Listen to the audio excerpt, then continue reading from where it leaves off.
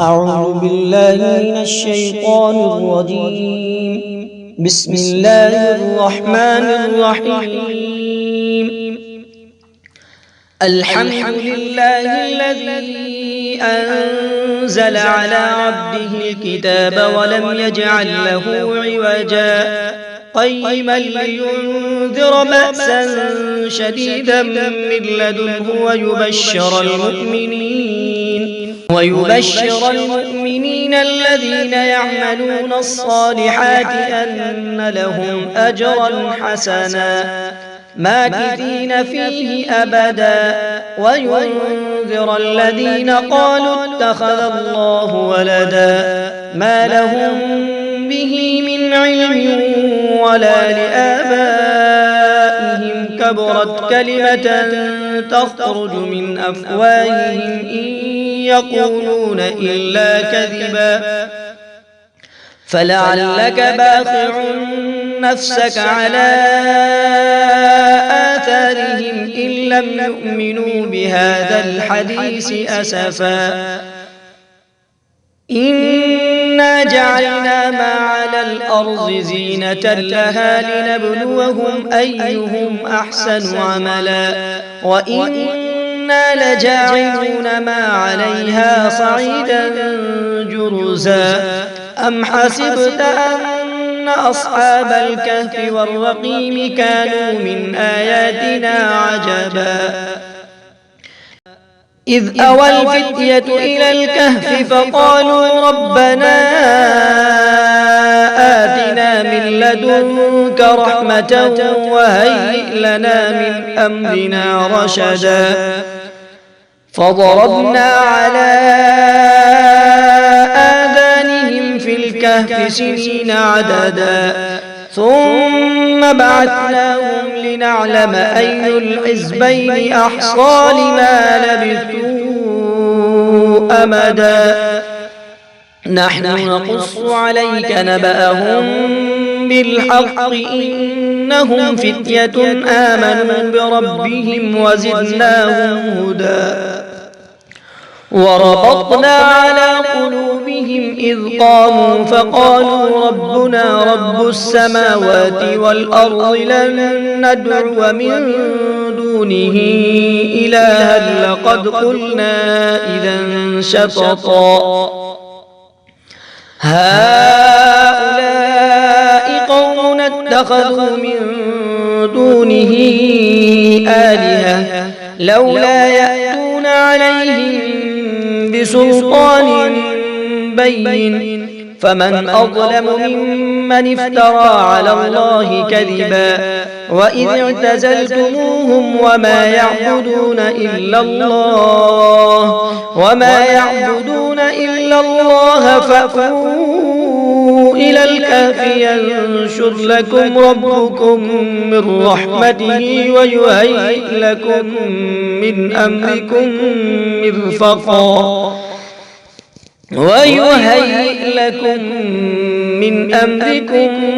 مرفقا وترى الشمس إذا طلعت تزاور عن كهفهم ذات اليمين وإذا غربت تقرضهم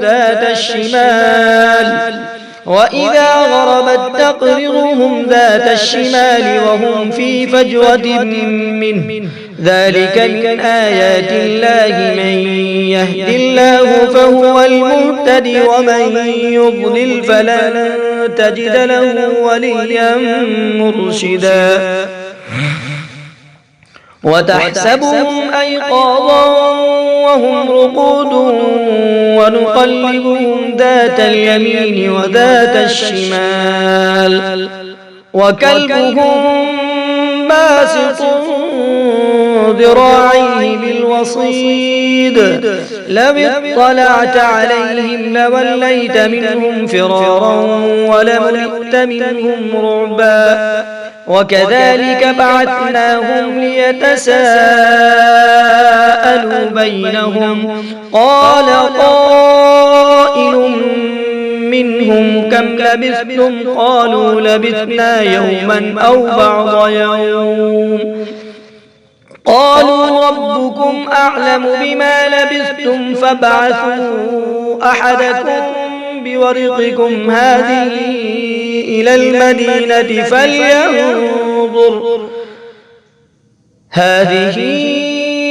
المدينة فلينظر أيها أزكى طعاما فليأتكم برزق منه وليتلطف ولا يشعرن بكم أحدا إنهم إن يظهروا عليكم يرجموكم أو يعيدوكم في ملتهم ولن تفلحوا إذا أبدا. وكذلك أعثرنا عليهم ليعلموا أن وعد الله حق وأن الساعة لا ريب فيها إذ يتنازعون بينهم أمرهم فقالوا ابنوا عليهم بنيانا ربهم أعلم بهم قال الذين غلبوا على أمرهم لنتخذن عليهم مسجدا سيقولون ثلاثة رابعهم كلبهم ويقولون خمسة سادسهم كلبهم رجما بالغيب ويقولون سبعة وثامنهم كلبهم قل ربي أعلم بعدتهم ما يعلمهم إلا قليل فلا تمار فيهم إلا مراء ظاهرا ولا تستفت فيهم منهم أحدا ولا تقولن لشيء إني فاعل ذلك غدا إلا أن يشاء الله واذكر ربك إذا نسيت وقل عسى أن يهديني ربي لأقرب من هذا رشدا ولبثوا في كهفهم 300 سنين وازدادوا 9 قل الله أعلم بما لبثوا له غيب السماوات والأرض أبصر به وأسمع ما لهم من دونه من ولي ولا يشرك في حكمه أحدا واتل ما أوحي إليك من كتاب ربك لا مبدل لكلماته ولن تجد من دونه ملتحدا واصبر نفسك مع الذين يدعون ربهم بالغداة والعشي يريدون وجهه ولا تعد عيناك عنهم تريد زينة الحياة الدنيا ولا تطع من أغفلنا قلبه عن ذكرنا واتبع هواه وكان أمره فرطا وقل الحق من ربكم فمن شاء فليؤمن ومن شاء فليكفر إنا أعتدنا للظالمين نارا أحاط بهم سرادقها وإن يستغيثوا يغاثوا بماء كالمهل يشوي الوجوه بئس الشراب وساءت مرتفقا إن الذين آمنوا وعملوا الصالحات إنا لا نضيع أجر من أحسن عملا أولئك لهم جنات عدن تجري من تحتهم الأنهار يحلون فيها من أساور من ذهب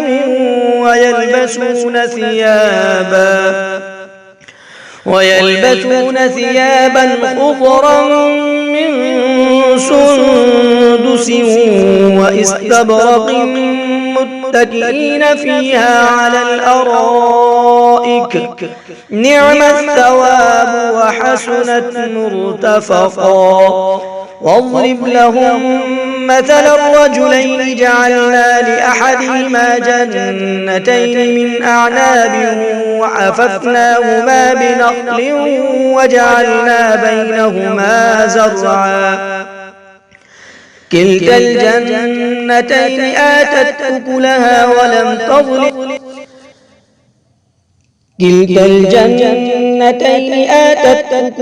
ولم تظلم منه شيئا وفجرنا خلالهما نهرا. وكان له ثمر فقال لصاحبه وهو يحاوره أنا أكثر منك مالا وأعز نفرا. ودخل جنته وهو ظالم لنفسه قال ما أظن أن تبيد هذه أبدا وما أظن الساعة قائمة ولئن رددت إلى ربي لأجدن خيرا منها منقلبا. قال له صاحبه وهو يحاوره أكفرت بالذي خلقك من تراب ثم من نطفة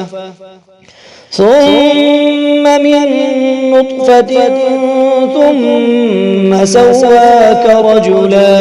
لكن هو الله ربي ولا أشرك بربي أحدا. فعسى ربي أن يؤتيني خيرا من جنتك ويرسل عليها حسبانا من السماء فتصبح صعيدا زلقا أو يصبح ماؤها غورا فلن تستطيع له طلبا. وأحيط بثمره فأصبح يقلب كفيه على ما أنفق فيها وهي خاوية على عروشها ويقول يا ليتني لم أشرك بربي أحدا. ولم تكن له فئة ينصرونه من دون الله وما كان منتصرا. هنالك الولاية لله الحق هو خير ثوابا وخير عقبا. واضرب لهم مثل الحياة الدنيا كماء إن أنزلناه من السماء فاختلط به نبات الأرض فأصبح هشيما تذروه الرياح وكان الله على كل شيء مقتدرا. المال والبنون زينة الحياة الدنيا والباقيات الصالحات خير عند ربك ثوابا وخير أملا. ويوم نسير الجبال وترى الأرض بارزة وحشرناهم فلم نغادر منهم أحدا. وعرضوا على ربك صفا لقد جئتمونا كما خلقناكم أول مرة بل زعمتم أن لن نجعل لكم موعدا. ووضع الكتاب فترى المجرمين مشفقين مما فيه ويقولون يا ويلتنا ما لهذا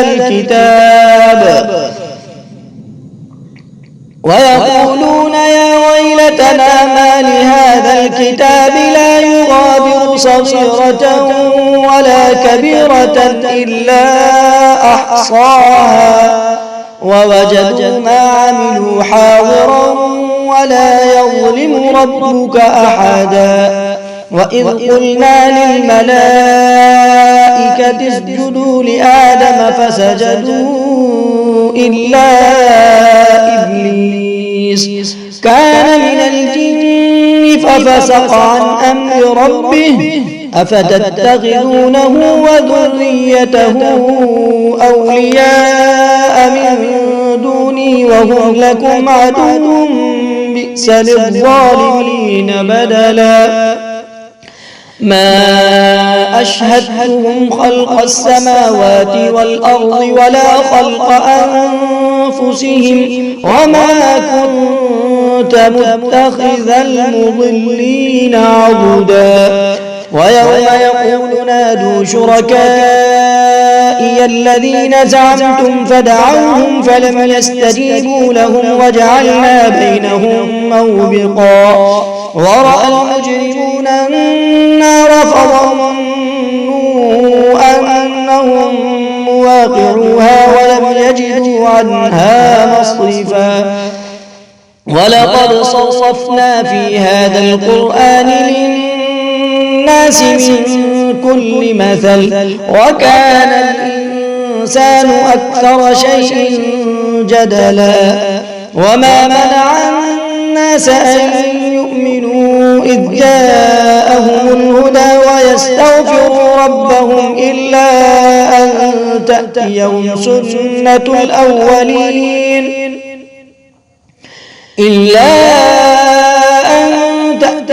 سنة الأولين أو يأتيهم العذاب قبلا وما نرسل المرسلين إلا مبشرين ومنذرين ويجادل الذين كفروا بالباطل ليدحضوا به الحق واتخذوا آياتي وما أنذروا هزوا ومن أظلم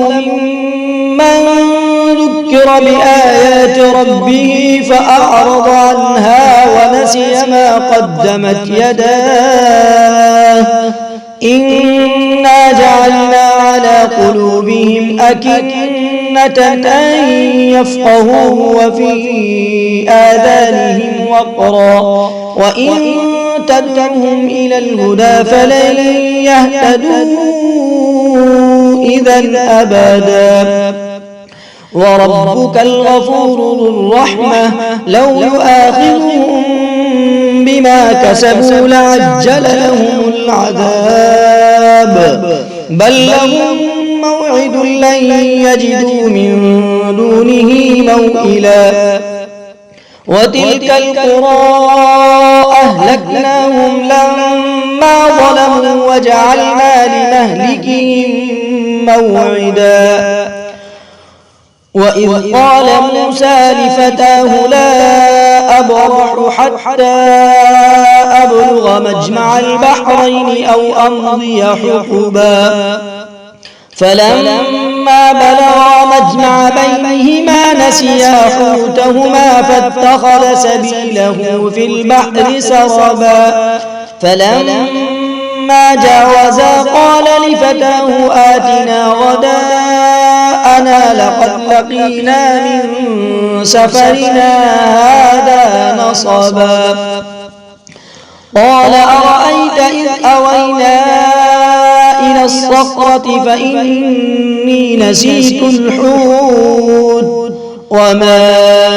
أنسانيه إلا الشيطان أن أذكره واتخذ سبيله في البحر عجبا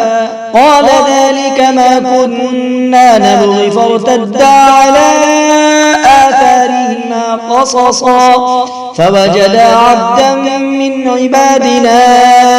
آتيناه رحمة من عندنا وعلمناه من لدنا علما قال له موسى هل أتبعك على أن تعلمني مما علمت رشدا قال إنك لن تستطيع معي صبرا وكيف تصبر على ما لم تحط به خبرا قال ستجدني إن شاء الله صابرا ولا أعصي لك أمرا. قال فإن اتبعتني فلا تسألني عن شيء حتى أحدث لك منه ذكرا. فانطلقا حتى إذا ركبا في السفينة خرقها.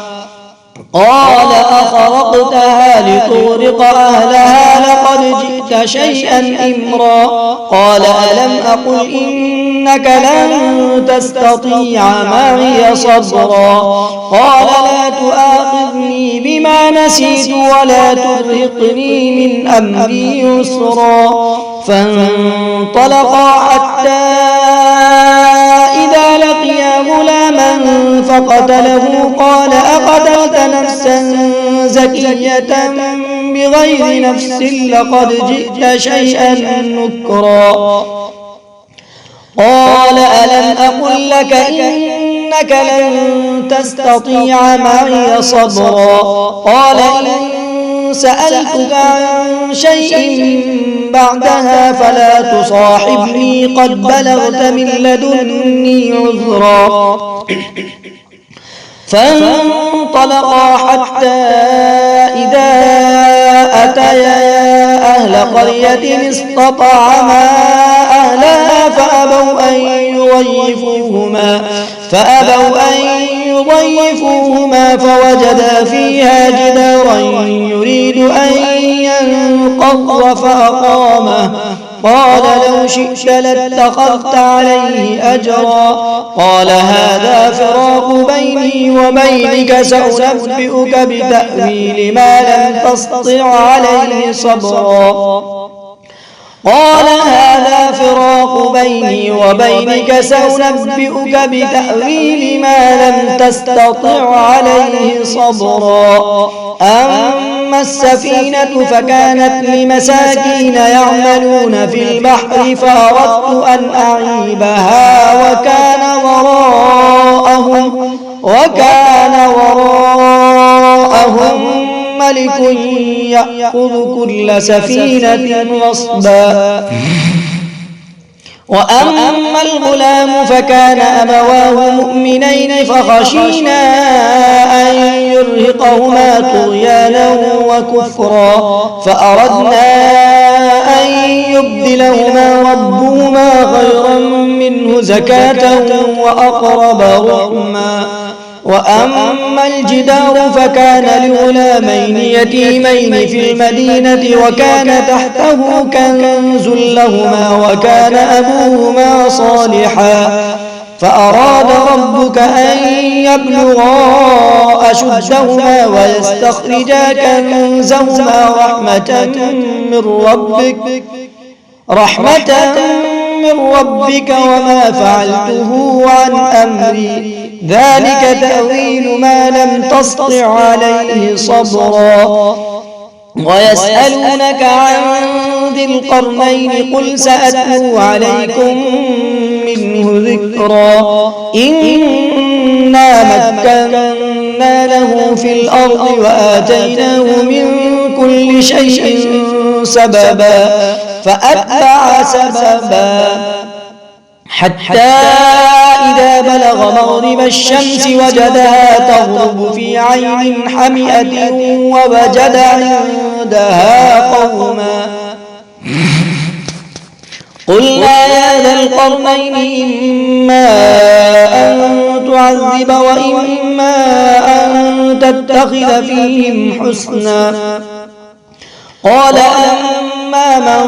ظلم فسوف نعذبه ثم يرد إلى ربه فيعذبه عذابا نكرا. وأما من آمن وعمل صالحا فله جزاء الحسنى وسنقول له من أمرنا يسرا. ثم أتبع سببا حتى إذا بلغ مطلع الشمس وجدها تطلع على قوم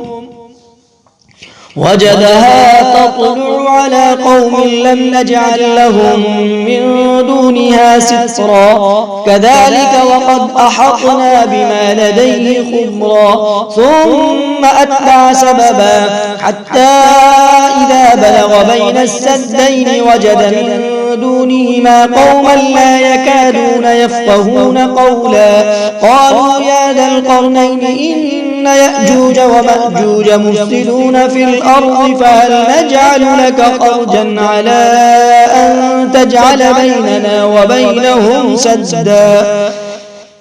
قال ما مكنني فيه ربي خير فأعينوني بقوة أجعل بينكم وبينهم ردما آتوني زبر الحديد حتى إذا ساوى بين الصدفين قال انفخوا حتى إذا جعله نارا قال آتوني أفرغ عليه قطرا فما استطاعوا أن يظهروه وما استطاعوا له نقبا قال هذا رحمة من ربي فإذا جاء وعد ربي جعله دكاء وكان وعد ربي حقا وتركنا بعضهم يومئذ يموج في بعض ونفخ في الصور فجمعناهم جمعا وعرضنا جهنم يومئذ للكافرين عرضا الذين كانت أعينهم في غطاء عن ذكري وكانوا لا يستطيعون سمعا أفحسب الذين كفروا أن يتخذوا عبادي من دوني أولياء إنا أعتدنا جهنم للكافرين نزلا قل هل ننبئكم بالأخسرين أعمالا الذين ضل سعيهم في الحياة الدنيا وهم يحسبون أنهم يحسنون صنعا أولئك الذين كفروا بآيات ربهم ولقائه فحبطت أعمالهم فلا نقيم لهم يوم القيامة وزنا ذلك جزاؤهم جهنم بما كفروا واتخذوا آياتي ورسلي هزوا إن الذين آمنوا وعملوا الصالحات كانت لهم جنات الفردوس نزلا خالدين فيها لا يبغون عنها حولا قل لو كان البحر مدادا لكلمات ربي لنفد البحر قبل أن تنفد